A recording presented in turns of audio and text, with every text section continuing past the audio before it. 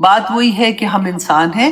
ہمارے لیے رسول اللہ صلی اللہ علیہ وسلم نے یہی طریقہ بتایا تھا کہ ہم اسباب دیکھتے ہیں. ہم دنیا میں جو چیز ہمیں نظر آتی ہے نا، ہم ان کے مطابق ہی فیصلے اپنی زندگیوں کے کرتے ہیں. یا پھر جیسے چور ہے، اگر اس نے چوری کی ہے، اب ہم اس کے دل کا حال نہیں جانتے، وہ اللہ جانتا ہے، لیکن اس نے ظاہری طور پہ تو کیا نا، تو ہم جانتے ہیں کہ وہ چور ہے، تو اس کو سزا اسی کے مطابق ملے گی. تو یہی طریقہ دنیا کا ہے، کیونکہ بہت سی اب چیزیں ایسی ہو گئی ہیں کہ ہم جانتے ہیں لیکن کہتے ہوئے بھی گھبراتے ہیں، ڈرتے ہیں، اور پھر ہمیں کہتے ہوئے بھی گھبراہٹ ہوتی ہے. تو دیکھتے ہیں کہ رسول اللہ صلی اللہ علیہ وسلم نے کیا فرمایا تھا.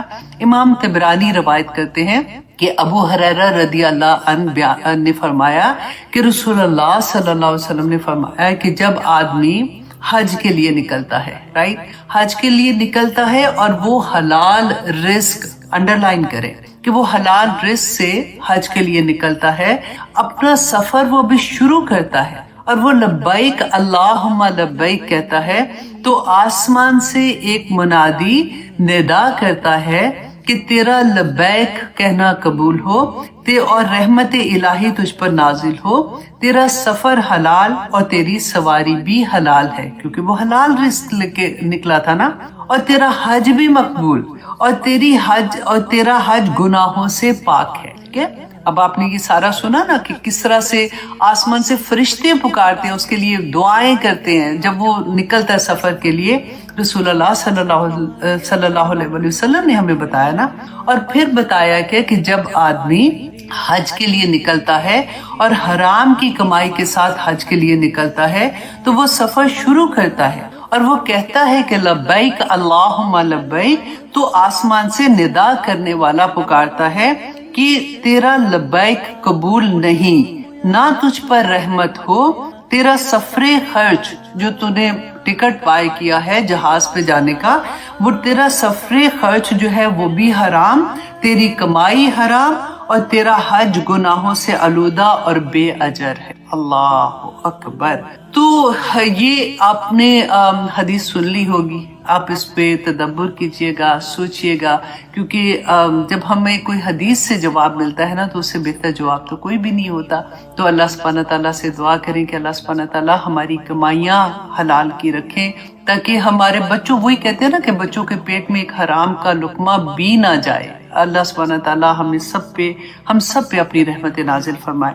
اور ایک اور بڑی خوبصورت حدیث مسلم کی حدیث ہے کہ ابو قتادہ روایت کرتے ہیں کہ رسول اللہ صلی اللہ علیہ وسلم نے فرمایا تھا، کیونکہ اکثر اسٹوڈنٹ کے کویسچنز تھے کہ روزوں کے بارے میں آپ نے رکھنے ہیں، وہی میں نے اپنی چھوٹی سی ویڈیو آپ کے لیے اسی لیے بھیجی تھی. آپ پورے رکھیں، پورے 9 روزے رکھیں، لیکن اگر نہیں رکھ سکتے تو چلے جب آپ کو ہوگا نا کہ آج رکھ سکتی ہوں تو ضرور رکھیے گا، بہت اجر ہے اس کا.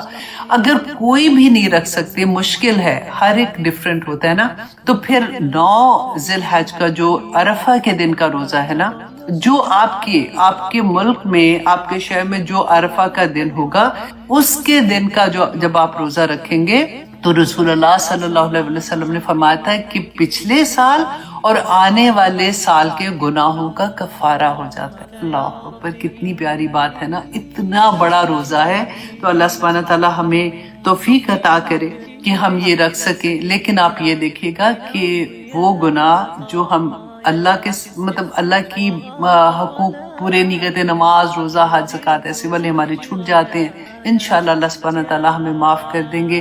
کیونکہ دیکھیے ایک نیکی پہ 10 گنا اجر، چاہے تو 700 گنا اجر. اتنی چیزیں جب ہم حدیث پڑھتے ہیں کہ اتنے گناہ بھی ہوں گے تو معاف ہو جائیں گے، لیکن آپ یہ یاد رکھیے گا کہ حقوق العباد جب تک بندہ معاف نہیں کرے گا نا، تو معافی نہیں. اللہ سبحانہ تعالیٰ ہمیں سمجھ کی توفیق. دیکھیے کہ حج پہ جب حاجی جاتے ہیں 8 ذی الحج کو، آپ دیکھیں کہ وہ کیا کہتے ہیں کہ مسجد حرام کو چھوڑ کر مینا میں خیمہ زن ہو جاتے ہیں. ٹھیک ہے، اب دیکھیے کہ خانہ کعبہ میں ایک نماز پڑھنے کا کتنا، 1,00,000 سے بھی زیادہ نماز پڑھنے کا ثواب ہے نا. تو اتنا بڑا ثواب خانہ کعبہ میں نماز پڑھنے کا، تو ہم وہ جگہ چھوڑ کے مینا میں کیوں آ کے خیمہ لگا کے بیٹھ جاتے ہیں؟ کیونکہ رسول اللہ صلی اللہ علیہ وسلم نے ایسے ہی کیا تھا، اس لیے ہم کرتے ہیں. اب دیکھیں مینا میں ہم پہنچتے ہیں تو 9 کی صبح کو، 9 ذی الحج کو فجر کی نماز کے بعد ہم وہاں سے نکل کے کہاں جاتے ہیں؟ عرفات میں جاتے ہیں. عرفات میں کیوں جاتے ہیں؟ دیکھیے آپ منا اور عرفات میں کوئی اتنا بڑا فاصلہ نہیں، وہی زمین ہے، وہی آب و ہوا ہے، وہی سارا کچھ ہے نا. تو وہاں سے خیموں سے نکلتے ہیں، وہاں جا کے ہم بیٹھ جاتے ہیں اور عبادت کرنے لگ جاتے ہیں، عبادت کا دعائیں مانگتے ہیں نا.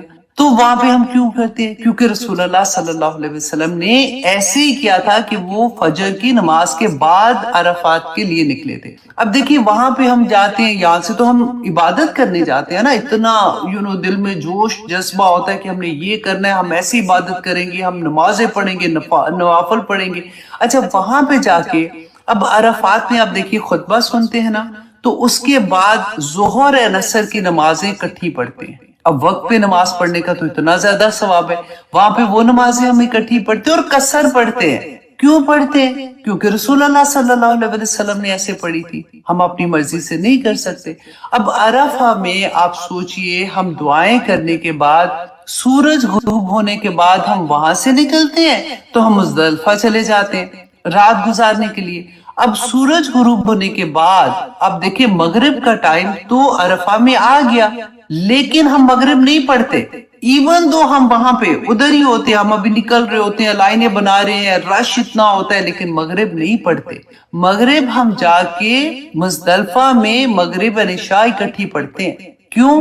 کیونکہ رسول اللہ نے ایسے کیا تھا. اب ہم کہہ سکتے ہیں کہ جی ٹائم پہ نماز کا ہو گیا تو وہاں پہ بھی کھڑے ہوئے ہیں تو وہاں پہ نماز پڑھ لیں، لیکن کیونکہ میرے نبی نے نہیں کیا تھا، انہوں نے ایسے ہی کیا تھا تو ہم بھی ایسے ہی کرتے. اور اس کے بعد آپ دیکھیں کہ تہجد میں آنکھ کھلتی ہے، کیونکہ وہاں پہ نیند اتنی پراپر تو آتی بھی نہیں ہے، تو تہجد میں آنکھ کھلتی ہے، لیکن ہم تہجد نہیں پڑھتے. اتنی افضل عبادت ہے اس لیے کہ رسول اللہ نے نہیں پڑھی تھی. اس کے بعد ہم فجر کے بعد ہم نکلتے ہیں اور واپس ہم منا کی طرف آ جاتے ہیں. کیوں آتے ہیں؟ کیونکہ رسول اللہ نے ایسے ہی کیا تھا. اب منا میں جب ہم پہنچتے ہیں نا تو سب سے پہلے ہم جا کے کیا کرتے ہیں، جمرہ عقبہ، اس کو ہم جا کے کنکریاں جو مارنی ہوتی ہیں وہ مارتے ہیں. تو دوسرے دو جو ہے نا ان کو ہم نہیں مارتے. کیوں نہیں مارتے؟ اس لیے کہ رسول اللہ نے نہیں مارے تھے، انہوں نے ایک ہی کو مارا تھا تو اسی کو ہم نے پہلے دن مارنا ہے.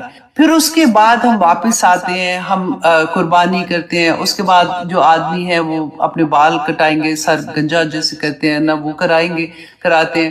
تو یہ 10 کا حال ہوتا ہے کہ پھر اتنی تھکاوٹ، ابھی آپ دیکھ رہے ہیں نا کیسے ایوری ٹائم یہاں سے وہاں سے وہاں ہم لوگ جا رہے ہیں. اس کے بعد وہ پھر واپس جاتے ہیں طواف زیارہ کرنے کے لیے. وہاں پہ پھر وہ وہی چکر لگا رہے ہیں، تھکے ہوئے ہیں، اور پھر اللہ سے دعائیں کر رہے ہیں اور پھر وہاں سے وہ واپس اسی دن منا واپس آ جاتے ہیں. اب پھر وہ باقی 2 دن جو ہوتے ہیں یا 3 دن وہ جو ایام تشریق کہتے ہیں نا 13 14 15 کو، تو یہ سارے کے سارے حج میں نے آپ کو جو سنانے کا میرا مقصد تھا وہ یہ تھا کہ حج سارے کا سارا رسول اللہ کی سنت ہے. جیسے ہم یہ دیکھتے ہیں نا کہ قربانی حضرت ابراہیم علیہ السلام کی سننا ہے، اور ہم نے بہت دفعہ اس کا پتہ اور یوزلی ہمیں پتہ ہوتا ہے، لیکن ہمیں یہ نہیں پتا کہ ہمارے نبی کی سنت پورے کا پورا حج ہے. اور رسول اللہ صلی اللہ علیہ وسلم ایک حج کا سٹیپ جو ہے وہ میرے نبی کی سنت ہے.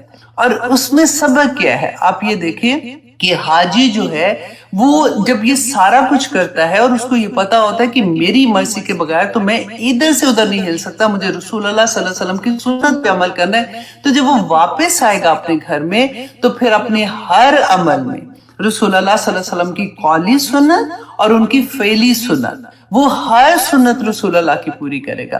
اپنی زندگی کے فیصلے کرنے سے لے کے، کاروبار سے لے کے، ایچ اینڈ ایوری تھنگ اس کی صبح سے رات تک رسول اللہ کی سنت کے مطابق گزرے گی، کیونکہ وہ اتنا مہنگا اپنا حج جو کر کے آیا ہے اور اس کی قبولیت کی دعائیں مانگ کے آیا ہے، تو کیسے ہو سکتا ہے کہ واپس آ کے وہ رسول اللہ کی سنت کو چھوڑ دے، کسی بھی سنت کو چھوڑ دے. تو یہ بہت پیاری ایک بات تھی. میں نے کہا کہ ہم اس اینگل سے حج کو دیکھیں، کیونکہ یوزلی ہم عبادات کی بات کرتے ہیں، ہم عرفات کی بات کرتے ہیں، ہم قربانی کی بات کرتے ہیں، تو ہم یہ دیکھیں کہ جو ہم حج کر رہے ہوتے ہیں تو اس میں ایکچولی ہماری ٹریننگ کس بات کی ہوتی ہے کہ جب ہم واپس مڑے اپنے گھروں میں آئے تو ہم نے رسول اللہ صلی اللہ علیہ وسلم کی سنت کو اپنی زندگی کے ہر پہلو پہ اپلائی کرنا ہے. الحمدللہ. ذی الحج کے روزے کے بارے میں آپ پوچھ رہے ہیں. بالکل آپ نے رکھنے ہیں تو دیکھیں آپ پورے روزے رکھیں، بہت ثواب ہے، پورے 9 روزے رکھ لیں، نہیں رکھ سکتے جتنے روزے بھی رکھ سکتے ہیں آپ رکھ لیں، لیکن ایٹ لیسٹ یہ کوشش کریں کہ 9 ذی الحج کا روزہ جو عرفہ کا دن کا روزہ ہے وہ ضرور رکھیں۔ رسول اللہ صلی اللہ علیہ وسلم نے کیا فرمایا تھا؟ مسلم کی حدیث ہے کہ میں امید رکھتا ہوں کہ اللہ سبحانہ تعالیٰ جو عرفہ کے دن کا روزہ رکھتا ہے نا، ایک پچھلے سال مطلب گزشتہ سال اور آنے والے سال کے گناہوں کا کفارہ ہو جائے گا، یعنی اللہ سبحانہ تعالیٰ اس کو معاف کر دیں گے انشاءاللہ۔ تو آپ ضرور کوشش کریں، ایک روزہ تو رکھ ہی سکتے ہیں نا۔ الحمدللہ ہم میں سے سبھی آج کل ذی الحج کے پہلے 10 دن میں سے گزر رہے ہیں، جس کی فضیلت اور برکت اتنی زیادہ ہے کہ نبی صلی اللہ علیہ وسلم نے فرمایا کہ پورے سال کے دنوں میں سے سب سے زیادہ افضل ترین دن یہ ذی الحج کے پہلے 10 دن ہیں۔ ہم میں سے اکثر لوگوں نے یہ فیصلہ کیا ہوگا، سوچا ہوگا، پلان کیا ہوگا کہ اس سال ہم حج پہ جائیں گے، لیکن کیونکہ کرنٹ سچویشن کی وجہ سے ہم لوگ حج پہ نہیں جا سکے تو ہمیں اداس نہیں ہونا کہ نبی صلی اللہ علیہ وسلم نے کیا فرمایا تھا کہ جو پیچھے رہ جانے والے لوگ ہیں جو حج پہ نہیں جا سکے وہ یوم عرفہ کا جو روزہ رکھیں گے، ویسے تو پورے 10 دن کا روزہ رکھیں تو بہت اجر ہے، لیکن یوم عرفہ کا روزہ جو رکھتا ہے 1 سال آنے والا اور 1 سال گزرے ہوئے گناہوں کا کفارہ ہے۔ ایک ایک لمحہ اس کا ایسا ہے کہ اس میں عبادات کر کے، تسبیحات کر کے، نیکی کے کام کر کے ہم اللہ سبحانہ تعالیٰ سے اس کا اجر لے سکتے ہیں۔ اللہ سبحانہ تعالیٰ ہمیں سب کو توفیق عطا کرے کہ ہم ایٹ لیسٹ یوم عرفہ کا روزہ رکھ سکیں۔ آمین ثم آمین۔ وہاں سے قافلہ گزرا تھا جس نے مصر میں جانا تھا، وہ قافلے نے ان کو مال سمجھ کے، کیونکہ اس زمانے میں انسان بکتے تھے، تو مال سمجھ کے اس کو اٹھا لیا اور جا کے مصر میں ان کو بیچ دیا۔ وہاں پہ ان کو جو عزیز مصر ہے اس نے اس کو خریدا۔ اب خریدنے کے بعد دیکھیں اس کے لفظ سب غور کریں یہاں پہ، اپنی بیوی کے پاس جب وہ گھر میں لے کے گیا تو اس نے اپنی بیوی سے کہا کہ یہ میں جو لایا ہوں بچہ، یہ اس کو اچھی طرح سے رکھنا، ہو سکتا ہے ہم اس کو اپنا بیٹا بنا لیں۔ ٹھیک ہے، تو کانسیپٹ آپ یہاں پہ دیکھیے اور فیلنگز بھی ساتھ دیکھیے۔ آپ پڑھتے ہیں نا تو آپ کو اچھے سے اندازہ ہوگا کہ دا مومنٹ کوئی ایسی والی بات کرتے تو وہ بچے سے ایک فرق محبت ہوتی ہے کہ میں بیٹا مطلب ورڈ آ گیا نا ساتھ۔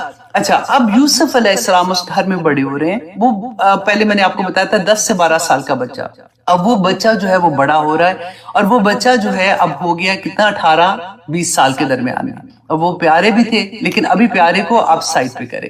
ابھی یہ دیکھیں کہ اب وہ بچہ بڑا ہو گیا ہے تو جوان ہو گیا۔ اب یہ جو عزیز مصر کی بیوی تھی، ان کا نام جو زلیخا سٹوریز میں آتا ہے، اور میں نے آپ کو بتایا کہ قرآن میں اور تورا میں یہ نام نہیں ہے، یہ تلمود میں ان کا نام زلیخا آیا ہے، اس لیے کہیں کہیں میں اگر یوز کرتی ہوں تو آپ کو سمجھ آ جائے گی کہ عزیز مصر کی بیوی کے بارے میں بات کر رہی ہوں۔ اب ان کی بیوی جو تھی نا، آپ یہ سوچیں کہ کوئی بوڑھی عورت نہیں ہے، یہ ینگ لڑکی ہے جو شادی شدہ لیکن ابھی اس کے بچے نہیں ہیں، ٹھیک ہے، اور گھر میں رہ رہی ہے، اور یہ عام عورت نہیں ہے، یہ وہاں کی ایلیٹ کلاس جو ہوتی ہے نا وہاں کی عورت ہے، کیونکہ اس کا خامن جو ہے وہ بہت، اس کا جو پوسٹ ہے وہ بہت بڑی پوسٹ پہ ہے، جیسے آپ سوچیں کہ کوئی بہت بڑا سیاستدان ہمارے ملک کا، ان کی فیملی اور اس کے پھر دوستیاں ساری، وہ پورے ایسے ایک گروپ ہوتا ہے نا سارے کا سارا، اس طرح کا یہ خاندان ہے۔ اب یہ عورت جو ہے، اس کی سٹوری اور پھر اس بچے کی سٹوری جو کہ حضرت یوسف کے نام سے ہے، یہ ہم دیکھیں گے کہ ہمیں اللہ سبحانہ تعالیٰ اس پہ کیا سبق دیتے ہیں۔ اعوذ باللہ من الشیطان الرجیم، بسم اللہ الرحمن الرحیم۔ وراودت، اچھا یہ آیت نمبر ہے 23، ٹھیک ہے، وراودتہ التی هو فی بیتها عن نفسہ، کہ وہ پھسلانا چاہا کس کو؟ یوسف علیہ السلام کو، وراودتہ، اس کو، یوسف علیہ السلام کو، التی هو فی بیتہا، جس کے گھر میں وہ رہتے تھے، عن نفسہ، اپنی نفس سے۔ اب یہاں پہ دیکھیے کہ یہ عورت جو ہے نا یہ شادی شدہ ہے، جیسے میں نے آپ کو بتایا۔ اب یوزلی کیا ہوتا ہے کہ شادی شدہ عورت کے بارے میں ہمارا یہ کانسیپٹ ہی نہیں ہوتا، ہمیں پتا ہوتا ہے نا، فار ایگزامپل کسی کے بارے میں ہم بات کرتے ہیں کہ وہ لڑکی کا افیئر ہے فلاں لڑکے کے ساتھ تو ہم ایکسیپٹ کر لیتے ہیں، مائنڈ کہتے ہیں کہ ہاں ہوگا، لیکن شادی شدہ عورت کے بارے میں اگر پتا ہو نا کہ فلاں کی بیوی کا تجھے پتا ہے فلاں کے ساتھ ہے، تو ہم کہیں نہیں وہ تو ایسے، وہ غلط بات نہیں کرو، وہ تو شی از اے میرڈ وومن۔ تو یہاں بھی اللہ سبحانہ تعالیٰ نے وہی پاسبلٹی بتائی ہے کہ یہ ہو سکتا ہے، اور ہو کیسے سکتا ہے اور اس سے بچاؤ کیسے کرنا چاہیے، وہ اس آیہ میں اللہ سبحانہ تعالیٰ نے ہمیں بتایا ہے. کیونکہ آپ دیکھیے 5واں سپارہ جو ہے اس کا شروع میں آپ دیکھیے اللہ سبحانہ تعالیٰ نے والمحسنات کا لفظ استعمال کیا نا. یہ سین سے نہیں یا سواد سے ہے. سین سے تو محسن کہتے ہیں نا کہ جو نیکی کرنے والا، جو حق ہے اس سے زیادہ نیکی کرنے والا. لیکن محسنات جو سواد کے ساتھ ہوتا ہے نا، اس کو کہتے ہیں جو حصار میں ہوتا ہے، جیسے بڑے کسی قلعے کے اندر محفوظ بیسیکلی. تو آپ دیکھیں کتنا خوبصورت لفظ ہے کہ عورت جب شادی اس کی ہوتی ہے نا تو وہ اپنی خاوند کے حصار میں آ جاتی ہے، وہ اس کی پروٹیکشن میں آ جاتی ہے. تو وہ عورت اللہ سبحانہ تعالیٰ نے جو حرام کے رشتے بتائے نا سارے کے سارے، اور محرم رشتے بتائے کہ یہ رشتے تمہارے محرم رشتے ہیں، اور ایون شادی شدہ عورت ہر آدمی کے لیے حرام ہے، ہر آدمی کے لیے حرام ہے، کیونکہ اب وہ کسی کی امانت ہے، اب وہ شادی شدہ ہے. تو یہاں پہ ایک اتنا بڑا ٹائٹل مل جاتا ہے نا، کسی کی بیوی ہے شادی شدہ عورت کا. تو اللہ سبحانہ تعالیٰ نے بتایا کہ یہ عورت جو شادی شدہ تھی یہ کیا کری تھی، یہ اپنے یہ جو بچہ تھا ان کے گھر میں، جس کو اس کے خاوند نے کہا کہ شاید ہم اس کو بیٹا بنا لیں، چلو بیٹا نہیں بھی بنایا اس نے، لیکن ان کے گھر میں کام کر رہا تھا، رہ رہا تھا اسی کی طرح سے. تو اس میں ہمیں کیا سبق ملتا ہے؟ اب دیکھیے کہ گھروں میں آپ ایک اندازے سے آپ یہ سوچ لیجئے کہ جیسے گھروں میں نوکر ہوتے ہیں. کئی دفعہ اسی سے بلکہ مجھے ابھی ایک دم سے میرے ذہن میں کلک ہو رہا ہے کہ میں پڑھی تھی تو مولانا مودودی صاحب، ان کی بارے میں جب ان کی جماعت نے اعتراضات کیے تھے نا، ان میں سے ایک اعتراض یہ تھا کہ ان کے گھر میں جو خنسامہ ہے وہ آدمی ہے. تو وہ مودودی صاحب نے کہا کہ میری بیوی جو ہے وہ بہت اچھے گھرانے سے ہے، اس کو کھانا نہیں آتا پکانا، تو اس لیے ہم نے خنسامہ تو رکھنا، مطلب میں نے رکھا ہوا ہے. تو انہوں نے کہا کہ نہیں آپ عورت رکھیں اس کی جگہ پہ. تو انہوں نے کہا کہ نہیں، اگر میں عورت رکھوں گا تو وہ میرے سے اس کا پردہ ہے. تو انہوں نے کہا کہ نہیں، آدمی کچن میں نہیں جاتے، عورتیں جو گھر کی ہیں وہ تو کچن میں ہی جائیں گی نا، سارا بندوبست کرنا، دیکھنا کیا ہو رہا ہے کیا نہیں ہو رہا. تو یہ بہت بڑی ایک پھر سٹوری آگے تھی، وہ میں یہاں پہ مینشن نہیں کرنا چاہ رہی، کیونکہ میں صرف یہ پوائنٹ آپ کو بتانا چاہ رہی ہوں کہ ہمارے گھروں میں کئی دفعہ ایسا ہوتا ہے کہ آدمی نوکر ہوتے ہیں. تو یہاں پہ ہم نے کیا دیکھا کہ وہ پھسلانا چاہا. یہ ایسے نہیں ہوا کہ اس نے اچانک اس پہ حملہ کوئی کر دیا یا اچانک اس نے کچھ کیا. یہ سٹوری تو کافی دیر سے چل رہی تھی. وہ پھسلانے کا مطلب ہے کہ وہ کوشش کر رہی تھی، وہ بار بار کوشش کر رہی تھی کہ کسی طرح سے اس کو اپنی طرح اٹریکٹ کروائے. لیکن وہ کیونکہ حضرت یوسف علیہ السلام آگے پڑھیں گے. اب میں تو ایک لڑکا ایک لڑکی کی سٹوری کی طرح آپ کو ایک عورت اور ایک مرد کی سٹوری کی طرح سنا رہی ہوں نا فی الحال. تو اب کیا تھا کہ یہ عورت جو ہے وہ اپنے گھر میں اکیلی ہے، اور وہاں پہ جو لڑکا ہے وہ بھی، مطلب یہ دونوں اکیلے ہیں. ٹھیک ہے، اب اس کو غور کریں آپ کہ اللہ سبحانہ تعالیٰ نے قرآن پاک میں کیا فرمایا ہے کہ یہ نہیں کہا کہ زنا نہ کرو، یہ کہا ہے وَلَا تَقْرَبُوا الزِّنَا، کہ زنا کے قریب بھی نہ جاؤ. مطلب کیا ہے کہ کوئی بھی ایسی چیز جو اس حد تک تمہیں لے کے جائے گی کہ تم برباد ہی ہو جاؤ گے. زنا کی سزا رسول اللہ کے زمانے میں کیا تھی آپ کو پتہ ہے نا، سورۃ نور میں آ جائے گی. تو اللہ سبحانہ تعالیٰ نے وہ حدیں بتا دی کہ دیکھو یہ نہ کرنا. اور یہ نہیں تھا کہ زنا پہلی قوموں میں الاؤڈ تھا تو اب نہیں ہے، ہمیشہ سے تھا. تو یہاں پہ اللہ سبحانہ تعالیٰ نے جو ہمیں یہ بتایا کہ گھر کے اندر اگر غیر محرم نوکر بھی ہیں تو ہمیں کتنا کیئرفل ہونا چاہیے. اور وہ کہتی کہ وَرَاوَدَتْهُ الَّتِي هُوَ فِي بَيْتِهَا. یہاں پہ دیکھیے غور کیجیے، ہوا فی بیت. اللہ سبحانہ تعالیٰ نے یہ نہیں کہا کہ عزیز مصر کی بیوی، کہا کہ نہیں اس کے گھر میں رہتا تھا، کیونکہ گھر میں رہنا مینس کہ ان کا وہ اور کوئی جگہ ہی نہیں تھی رہنے کی. وہ ادھر ایز اے غلام آئے تھے نا، تو وہ بندہ جو ہوتا ہے وہ بہت پریشر میں ہوتا ہے. مطلب اس کے لیے برائی سے، اس عورت کے فتنے سے بچنا بہت مشکل ہوتا ہے جبکہ وہ ان کے انڈر ہوتا ہے. یہ اس کی سینٹنس کی ڈیپتھ آپ دیکھیں. اب یہاں پہ آپ دیکھیں پاکستان میں گھروں میں آپ نے اکثر نوکرانیوں کے بارے میں سنا ہوگا. وہ بچیاں بچاری کہاں سے آتی ہیں، پتہ نہیں کس مجبوری سے آتی ہیں اور کیوں آتی ہیں، کہ پیرنٹس کیسے بھیج دیتے ہیں. یوزلی آپ دیکھیں وہاں پہ تو ایجنسیز بھی ہیں ایسے کہ مطلب عورتیں ہیں بیسیکلی جن کو گھر کی عورتوں، ان کو پتا ہوتا ہے، وہ ان کو کہتے ہیں جس ہمارے لیے بھی کوئی لڑکی لا دو کام والی. تو بچاری گاؤں سے وہ لڑکیاں اٹھا کے لے آتی ہیں، جن کی بھی ہوتی ہے وہ ڈیفینیٹلی پرمیشن دیتے ہوں گے کہ غربت اتنی ہے. تو وہ جس گھر میں آتی ہیں وہاں پہ کیا سچویشن ہے، وہاں کی مرد کیسے ہیں، کون بچے ہیں ان کے، کیا کرتے ہیں عورتیں، کیسے ان کو چھوڑ کے گھر میں اکیلا چلی جاتی ہیں، کیا کچھ نہیں ہوتا. اللہ اکبر. اللہ سبحانہ تعالیٰ نے قرآن پاک میں دیکھے بیان کر دی کوئی ماں کیا تربیت کرے گی جو میرا رب ہماری تربیت کرتا ہے کہ اکیلے نہ چھوڑو. اگر اتنی بڑی ذمہ داری کسی بچی کی لے رہے ہو، وہ آپ کے گھر میں کام کر رہی ہے. دیکھیں آئے دن ایک بچی سے میری پاکستان میں بات ہوئی تھی، تو وہ اس سے میں پوچھ رہی تھی کہ تم کیا کرتی ہو، تو اس نے کچھ سٹوریز مجھے بتائیں. تو میں نے کہا بیٹا تو تم نے بتانا تھا مالکن کو. کہتی باجی بتانے سے کیا فائدہ، جہاں بتائیں گے وہاں پہ اپنے ہسبینڈ کو تو وہ کچھ نہیں کہیں گی، لڑ لوٹ کے بس یہ کہیں گے تو ہمیں مار پڑتی ہے، اور گھر سے بھی نکالیں گے اور الزام بھی لگائیں گے، بلکہ چوری کا الزام لگا کے گھروں سے نکال دیتے ہیں. اور اتنا کہیں تو پولیس میں بھی پکڑا دیتے ہیں کہ یہ تو چور تھی، اس نے یہ کیا. کہتے ہیں منہ نہیں کھول سکتے، منہ نہیں کھول سکتے. تو آنکھیں کھولیں ہم اپنی، منہ تو نہیں کھول سکتے. آنیسٹلی یہ اتنی بڑی برائی ہے کہ ہم کنوینئنٹلی، ہمیں پتہ ہی نہیں ہوتا. بچیاں، جوان بچیاں ہوتی ہیں، ان کو ڈرائیور کے ساتھ بھیج دیتے ہیں. اور اللہ نہ کرے کسی کے گھر میں ہو، بہت سے گھروں میں نہیں بھی ہوتا، لیکن اب کیونکہ میڈیا اتنا اوپن ہے، کتنے لوگ بتاتے ہیں کہ نوکروں کے سے کیا کیا زیادتیاں ہوتی ہیں، اور گھر والی عورتیں جو ہیں وہ کتنی لاپرواہ ہوتی ہیں، اور کس طرح سے وہ ایک ٹرسٹ ہوتا ہے نا، جیسے فار ایگزامپل کہ نہیں خام خواہ کا ٹرسٹ، جس کو اللہ نے ٹرسٹ نہیں کہا، غیر محرم سے اللہ نے ٹرسٹ نہیں کہا، ہم کیسے کر سکتے ہیں. اور یہاں پہ بھی اب وہی بات ہے کہ اللہ سبحانہ تعالیٰ نے فرمایا کہ جس کے گھر میں تھے. اب حضرت یوسف کی سائڈ دیکھیے کہ وہ بچہ جس کے گھر میں ہے، اس کے پریشر میں بھی ہے، اب وہ عورت ان کو فلرٹ کر رہی ہے، اس کو اپنی طرف لے جا رہی ہے. تو اللہ سبحانہ تعالیٰ نے آگے کیا فرمایا کہ ہوا کیا تھا. اب یہ سٹوری تو بہت پہلے سے چل رہی تھی نا، اب وہ ٹائم آ گیا کہ جب اسے اب برداشت نہیں ہو رہا تھا، وہ اس کو کسی بھی طرح سے اس کے ساتھ وہ گناہ کرنا چاہ رہی تھی، جو اس حد تک کہ وہ بالکل ہی وہ ورڈ میں بار بار نہیں بولوں گی، یو انڈرسٹینڈ. وَغَلَّقَتِ الْأَبْوَابَ، تو اس نے کیا کیا، اچھی طرح سے اس نے دروازے بند کر لیے. وَقَالَتْ، اور کہا، حَيْتَ لَكْ، کہ آ جاؤ تم. قَالَ، کہا، مَعَاذَ اللَّهِ، کہ اللہ کی پناہ. اب آپ دیکھیے، آپ میں سے ہر کوئی کو میں ایک بات بتانا چاہوں گی کہ یہ جو کہا یوسف علیہ السلام نے کہ اللہ کی پناہ، تو یہ ایک دعائیہ کلمہ ہے جس میں یہ اعوذ باللہ سے بھی بڑا ہے کہ اللہ کی پناہ، کہ اے اللہ مجھے سنبھال لے، اے اللہ مجھے اپنی حفاظت میں کر لے، اے اللہ میں بے بس ہوں، میں کچھ نہیں کر سکتا.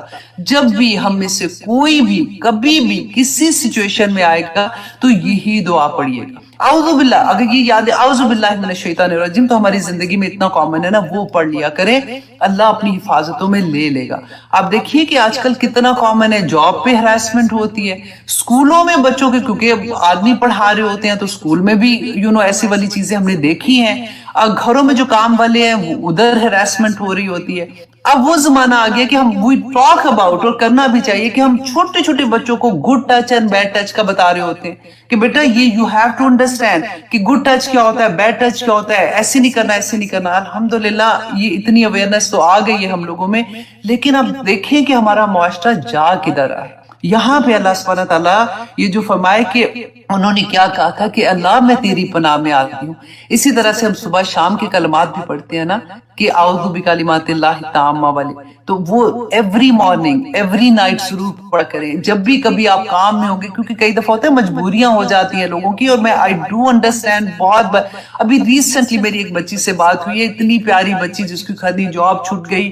ابھی اس کے لیے اتنا مشکل ہو رہا ہے کیونکہ وہاں پہ باس جو ہے وہ اس کے ساتھ جو بھی غلط کرنے کی کوشش کر رہا تھا، اور اس نے جب کمپلین کی اوپر والے باس کو، تو وہ آپس میں ملے ہوئے تھے، تو اس کو جاب چھوڑنا پڑی. تو بہت کچھ ہے. تو اللہ سبحانہ تعالیٰ اپنی حفاظتوں میں رکھے. بس یہ والا کلمہ میں نے آپ کو بہت زور سے بتانا تھا کہ کبھی بھی زندگی میں کہیں پھنس جائے، اعوذ باللہ من الشیطان الرجیم یہ پڑھا کریں. ہمیں تو یہ لگتا ہے نا، ہم تو اس لیے پڑھتے شیطان دور ہو، نہیں، اللہ جی مجھے اپنی حفاظت میں لے لے، یا اللہ میں بہت کمزور ہوں، یا اللہ میں اس فتنے سے نہیں نکل پا رہی ہوں، میں نکلنا چاہتی ہوں، یا اللہ میں پھنس گئی ہوں اس کے اندر. کسی بھی حال میں دیکھیں یہ ایک پکار اللہ سبحانہ تعالیٰ کو، معاذ اللہ، اللہ تیری پناہ، انہو ربی، اور اب وہ کیا جواب دے رہے ہیں اس عورت کو جب اس نے کہا کہ آ جاؤ، بے شک ربی میرا رب احسن مسوایا، کہ اس نے مجھے اچھا ٹھکانہ دیا۔ اب اس کی دو طرح کی تفسیر مفسرین کرتے ہیں۔ نمبر 1 جی کہ اگر تو اس نے ربی اس زمانے میں اپنے اس کو بھی کہتے تھے، جو جس کا غلام ہوتا تھا نا بندہ، تو اس کے مالک کو بھی ربی کہتے تھے۔ رسول اللہ صلی اللہ علیہ وسلم نے منع کر دیا تھا کہ اس کے بعد سے کوئی غلام جو ہے وہ اپنے آقا کو رب نہیں کہے گا۔ تو اس کا یہ بھی آتا ہے کہ انہوں نے یہ کہا ہوگا کہ میرے تو جس نے مجھے خریدا ہے اس نے مجھے اتنی اچھی جگہ پہ رکھا، اتنی اچھے سے رکھا، تو میں احسان فراموش نہیں ہو سکتا ہوں۔ لیکن دوسری تفسیر میں یہ آتا ہے کہ انہوں نے یہ کہا ربی میرا رب، مطلب اللہ سبحانہ تعالیٰ احسن مسوایا، کہ مجھے اچھا ٹھکانہ دیا، اچھی جگہ پہ رکھا ہے۔ انہو لا یفلح الظالمون، کہ بے شک جو ظالم ہے نا وہ فلاح نہیں پاتے۔ ظالم کون ہوتے ہیں؟ جو احسان فراموش ہوتے ہیں، جو اللہ سبحانہ تعالیٰ، دیکھیں اللہ کے ساتھ ظلم کیا ہے؟ شرک کرنا، کہ اللہ سبحانہ تعالیٰ جو میرا رب ہے، جو میرا مالک ہے، میرا خالق ہے، میرا مدبر ہے، اگر مجھے اسی کی پہچان نہیں ہے، میرے رب نے منع کیا ہے یہ کام کرنے سے، کوئی بھی کام، اب یہ ایک تو کام سائڈ پہ کر دینا، اینی برائی، اینی اللہ سبحانہ تعالیٰ کا حکم جس کو اللہ سبحانہ تعالیٰ نے منع کیا ہے کرنے سے، وہ کہتے ہیں نا کہ اللہ سبحانہ تعالیٰ کی حدود ہیں، جو بھی حرام ہے تو ان کے پاس قریب والی حدود میں بھی نہ جاؤ، ہو سکتا ہے غلطی سے ادھر چلے جاؤ۔ جیسے قرآن میں بیانہ ہے، حرام بھی بیانہ ہے اور حلال بھی بیانہ ہے، اور کچھ جو مشتبہات ہیں اللہ سبحانہ تعالیٰ کا، اس سے بھی بچ جاؤ۔ رسول اللہ صلی اللہ علیہ وسلم نے فرمایا تھا اس سے بھی بچ جاؤ، کیونکہ ہو سکتا ہے کہ غلطی سے تم اس کے قریب چلے جاؤ۔ وہ انشاءاللہ جہاں پہ آئے گا وہ بتاؤں گی۔ آنیسٹلی ایک ایک آیا اتنے بڑے بڑے سبق، اور ہر اینگل سے اس کا سبق نکلتا ہے کہ وہ لگتا ہے کہ اس کا حق ہی نہیں ادا ہو سکتا۔ تو اللہ سبحانہ تعالیٰ آگے فرماتے ہیں آیت نمبر 24 میں، وَلَقَدْ، اور یقیناً ہمت بھی اس عورت نے ارادہ کیا برائی کا، بھی اس کا، وَهَمَّ بِهَا، اور وہ ارادہ کر لیتا اس کا۔ کس کے بارے میں بات ہو رہی ہے؟ یوسف علیہ السلام کے بارے میں، کہ اللہ سبحانہ تعالیٰ فرماتے ہیں وہ ارادہ کر لیتا اس کا، لولا ارعا برہانہ، اگر وہ نہ دیکھتا برہان، روشن دلیل، ربی ہی، اپنے رب کی۔ اب یہاں پہ آپ یہ دیکھیے کہ برہان کیا تھا۔ برہان ہے جس کو کہتے ہیں نا کہ نور فطرت، کہ انسان کے اندر اللہ سبحانہ تعالیٰ نے اپنا نور رکھا ہے۔ اللہ سبحانہ تعالیٰ نے جب آدم علیہ السلام کو کریٹ کیا تھا تو اللہ سبحانہ تعالیٰ نے کیا فرمایا تھا؟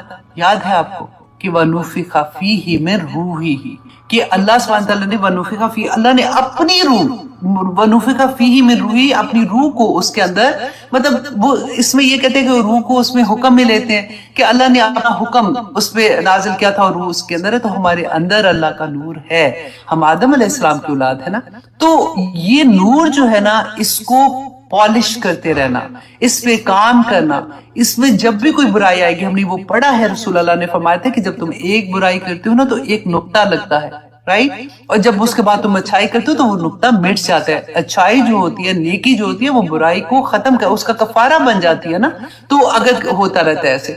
لیکن اگر تم برائیاں کرنا شروع کر دو زیادہ، تو وہ آہستہ آہستہ آہستہ آہستہ وہ پورا دل سیاہ ہو جاتا ہے۔ یہاں پہ اللہ سبحانہ تعالیٰ نے جس برہان کی بات کی ہے وہ وہی نور فطرت ہے جو بالکل کلیئر تھا یوسف علیہ السلام پہ، اور ہمیں ایسا ہم پڑھ رہے ہیں تو ہمیں کیا ہے کہ ہم اپنا دل کلیئر رکھیں، کوئی برائی کا خیال جو ہوتا ہے نا اس کو بھی یہاں تک نہ پہنچنے دے، کیونکہ وہ ذہن میں آتا ہے، وہاں پہ سٹور ہوتا ہے، وہاں سے ہمارے دل میں آتا ہے اور دل کو بے چین کر دیتا ہے، اور شیطان کو موقع ملتا ہے ہمارے دل میں وار کرنے کا۔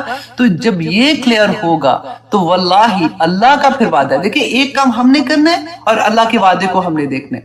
اللہ سبحانہ تعالیٰ نے فرمایا کہ وہ برہان اگر نہیں ہوتی نا، اگر ان کا دل کلیئر نہیں ہوتا، اگر وہ نیکی کی طرف راغب نہیں ہوتے اور اپنی برائیوں کو اپنے سے دور نہ کرنے والے ہوتے، ذَلِكَ لِنَصْرِفَ، اسی طرح سے ہم پھیر دیں گے عنہ، اس سے، السوء والفحشاء، برائی کو اور بے حیائی کو، کیوں پھیر دیں گے؟ انہو من عبادنا المخلصین، کہ وہ ہمارے مخلص بندوں میں سے۔ جواب آ گیا نا، ہم برائی سے، ہم میں کہاں اتنی طاقت ہے، آنیسٹلی اتنے ہم کوئی کمزور ہیں جس کی حد نہیں کہ ہم فوراً کسی بھی طرح سے برائی میں ملوث ہو جائیں گے۔ جہاں پہ فار ایگزامپل ہم کاروبار کو کریں، بزنس کریں، کوئی ایسی ڈیل آ جاتی ہے جو ہمیں لگتا ہے ہائی اس میں تو اتنی بڑی ڈیل ہے، اس میں کوئی غلط کام بھی ہو رہے ہیں تو یہ ادھر ادھر کی ہیرا پھیری ہو رہی ہے، تو چلو کوئی بات نہیں نا، اب اس دفعہ کر لیتی ہوں۔ ایمان وہیں ڈگمگا جاتا ہے جہاں پہ ایسی چیز آتی ہے.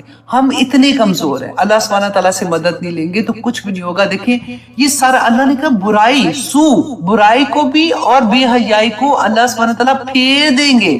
کب پھیریں گے؟ اگر میں مخلص ہوگے, اگر آپ مخلص ہوگے. ہم نے کام مخلص ہونے کا کرنا ہے. اللہ سبحانہ تعالیٰ ہماری زندگیوں سے برائیوں کو, بے حیائی کو, اور اگر کہیں پہ ہم پھنستے ہیں نا تو اللہ سبحانہ تعالیٰ وہ پھیر کے ہم سے نکال دیں گے. اس میں اتنی بڑی اللہ کی خوشخبری ہے اس آیا میں کہ اللہ سبحانہ تعالیٰ ہمیں کیسے بچا لیں گے. اب دیکھیں وہ آیا پڑھتی ہوں نا میں بار بار کہ اللہ سبحانہ تعالیٰ نے قرآن میں فرمایا تھا سورۃ الاعراف کی آیت نمبر 33 میں, میں اکثر وہ 30 بول دیتی ہوں اس کو, آیت نمبر 33 میں انما قل, پہلے رسول اللہ صلی اللہ علیہ وسلم کو اللہ سبحانہ تعالیٰ فرماتے اے نبی کہہ دو, ان کو حکم ہے نا کل میں, قل انما حرم ربی الفواحش ما ظہر منہا وما بطن والاثم والبغی. وہ پوری آیت آپ پڑھ کے دیکھیے کہ اللہ سبحانہ تعالیٰ نے حرام کر دیا بے حیائی کو. اور پھر بھی جو چیزیں ہم بار بار کہتے ہیں کہ کیوں کر رہے ہو, یہ پتہ ہے تمہیں کہ یہ غلط کام ہے, پھر بھی تم سے کیوں نہیں رکا جا رہا, کیوں ایسی محفلیں کرتے ہو, کیوں ڈانس پارٹیز ہو رہی ہیں, کیوں میوزک پارٹیز ہوتی ہیں, کیوں بے حیائی پھیل رہی ہے. اس لیے کہ ہم نہیں روک سکتے. میرا جس فار ایگزامپل کام ہے, میں چیخ رہی ہوں, کہہ رہی ہوں, روکے گا کون؟ وہ اللہ روکے گا. اور کیوں روکے گا؟ جو اللہ کے لیے مخلص ہو جائے. اللہ اس کو بے حیائی کے راستے پہ چلنے ہی نہیں دے گا.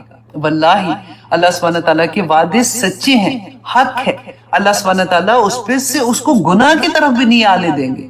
وہ آپ نے پڑھی تھی نا حدیث, جو حدیث قدسی تھی کہ اللہ سبحانہ تعالیٰ نے کیا فرمایا تھا کہ جب وہ فرض پورے کرتا ہے اللہ سبحانہ تعالیٰ کو اپنے بندے پہ بہت پیار آتا ہے. سب سے زیادہ اللہ سبحانہ تعالیٰ کو جو پسند ہے نا وہ بندہ جب اپنے فرائض پورے کرتا ہے. لیکن جب وہ نوافل پڑھتا ہے, زائد ہوتا ہے نا, نوافل پڑھتا ہے, اللہ اس کے ہاتھ بن جاتے ہیں, اللہ اس کی آنکھ بن جاتے ہیں, اللہ سبحانہ تعالیٰ اس کے کان بن جاتے ہیں, اور پھر کتنی چیزیں ہیں. کیسے بن جاتے ہیں؟ مقصد کیا ہے اس کا کہ اللہ سبحانہ تعالیٰ اس آنکھ سے وہ کوئی ایسی چیز نہیں دیکھے گا جو برائی کی طرف لے جانے والی ہو, وہ کان سے ایسی چیز نہیں سنے گا جو برائی کی طرف لے جانے, وہ زبان سے ایسی چیز نہیں کہے گا جو کسی کا دل دکھانے والی ہو. صرف ہمیں کرنا کیا ہے؟ اللہ کے لیے مخلص ہو جاؤ, خالص ہو جاؤ. ہم تو دیکھو دودھ اگر لیں گے نا بازار سے, وہ بھی ہمیں تکلیف ہوتی ہے کہ خالص چاہیے, دودھ میں پانی نہ ملانا. پتہ لگ جائے تو ہم اپنے وہ بندہ چینج کر دیں, رائٹ. تو اللہ کو ایسے اعمال بھیجیں گے کہ جو خالص نہیں ہوں گے. جب خالص ہوں گے, جب یہ دل خالص ہوگا تو انشاءاللہ اس بندے کو کچھ بھی نہیں کرنا پڑے گا. باقی سارے راستے, باقی سب کام اللہ سبحانہ تعالیٰ کر دیں گے. اور پھر اللہ سبحانہ تعالیٰ آگے کیا فرما رہے ہیں کہ آیت نمبر کون سی ہے جی؟ 25. ہاں, وَاسْتَبَقَ الْبَابَ, اور وہ دونوں دوڑے دروازے کی طرف, وَقَدَّتْ, اور اس عورت نے پھاڑ دی, قَمِيصُهُ, اس کی قمیص, مِن دُبُرٍ, پیچھے سے. اللہ اکبر. اب دیکھیں دونوں بھاگ رہے. اور بھاگنے کا بھی آپ دیکھیں کہ ایک اپنے آپ کو بچانے کے لیے بھاگ رہا ہے اور ایک اس کو پکڑنے کے لیے بھاگ رہی ہے, اپنی نفس کی خواہش پوری کرنے کے لیے. تو اس نے جب پیچھے سے ان کو کھینچا ہے, اور اس کھینچا تانی میں ان کی قمیص, اب دیکھیں یہ اس سورہ یوسف میں قمیص کا بھی بڑا ذکر ہے. اب یہاں پہ ہم نے دیکھا قمیص پھاڑ دی, اور ہم نے پہلے دیکھا تھا یوسف علیہ السلام کہ بھائی جب لے کے آتے ہیں وہ بھی قمیص لے کے آتے تھے. پھر وہ قمیص جو تھی, جب وہ آخر میں ہم پڑھیں گے کہ حضرت یوسف وہ اپنی قمیص اتار کے دیں گے تو وہ اپنے باپ کے چہرے پہ رکھیں گے تو ان کو دیکھنا شروع ہو جائیں گے. تو قمیص کا کافی ذکر ہے اس میں. قمیص میں کوئی خاص چیز ہے, اپنی قمیصیں غور سے اس کو دھیان سے رکھیں کہ اس میں بڑی برکتیں, مجھے لگتا ہے کہ اگر نیک آدمی کی قمیصوں میں بڑی برکتیں. ہاں ہم نے وہ بھی پڑھا تھا, یاد ہے کہ رسول اللہ صلی اللہ علیہ وسلم سے عبداللہ بن ابی کا جب وفات ہوئی تھی تو ان کے بیٹے نے ان سے کہا تھا کہ مجھے اپنا کرتا دے دیں کیونکہ میں اس میں دفنانا چاہتا ہوں. لیکن ہم نے اس میں یہ بھی پڑھا تھا کہ اللہ سبحانہ تعالیٰ نے کہا کہ تم کچھ بھی کر لو, یہ عمل جو لے کے آیا اس کا اسی سے ہوگا, کرتے سے اس نے بچت کوئی نہیں ہونی اس کی. تو میں نے کہا میں آپ کو بتا دوں, یہ نہ ہو کہ پھر قمیضیں کرتے لوگوں کے مانگنے شروع ہو جائیں کہ یہ تو اتنے نیک ہے, آپ اپنا کرتا دے دیں, تو وہ پھر کہیں اللہ نہ کرے ہم کسی اور لائن پہ نہ چل پڑے. اچھا جی, اب اللہ سبحانہ تعالیٰ فرماتے ہیں وَأَلْفَيْنَا, اور ان دونوں نے پایا. اللہ اکبر. یہ والا سینٹنس نا میں سوچتی تھی اس کو امیجن کرے ذرا کہ وہ الفینا, اور ان دونوں نے پایا سیدہا, اس کے آقا کو, لدل باب, دروازے کے پاس. اب جیسے دروازہ کھولا یوسف علیہ السلام نے تو پیچھے وہ عورت تھی, آگے اس کا خامن کھڑا ہوا تھا. آپ سوچئے کبھی کوئی, اللہ معاف کرے, اس میں ہنسنے کی ویسے بات نہیں, میں کیوں ہنس رہی ہوں, کوئی گناہ کرتے ہوئے پکڑا جائے, اللہ کو جو تو کیا حالت ہے. مجھے بچے یاد آ رہے ہیں اس لیے مجھے ہنسی آ رہی ہے کہ جب بچے چھوٹے ہوتے ہیں نا، جب کوئی غلط کام کر رہے ہوتے ہیں تو ماں ایک دم سے پکڑتی ہے تو ان کا رن بھی دیکھ فک رن نہیں ہو جاتا جیسے نو نو نو. تو اچھا مزے کی بات ہے کہ اگر کوئی پکڑا جاتا ہے نا، پہلے نہیں مانیں گے، بالکل نہیں مانیں گے، نہیں ادھر ادھر سے بات. جب ایکچولی ان کو سامنے ایسا ہوتا ہے نا کہ آنکھ کے سامنے پکڑ لیا تو پھر تو وہ بے ہوشی ہو جاتے ہیں کہ اوہ یہ کیا ہو گیا. اب یہاں پہ میں دیکھ رہی ہوں کہ وہ جیسے دروازہ کھلا تو اب خامد سامنے. اب اس عورت کی چلاکی آپ دیکھیے. قالت، کہا اس عورت نے، ما جزاء من اراد باہلک سوءا، کہ کیا بدلہ ہوگا اس کا جو تیری گھر والی سے برا ارادہ کرے. اللہ اکبر. الا، مگر یہ کہ ان یسجن او عذاب علیم، یا اس کو قید کیا جائے یا اس کو دردناک عذاب دیا جائے. یہ تو اس کو تم سزا دو اس کی. اب دیکھیں یہاں پہ ایک اور سبق ہمیں ملے گا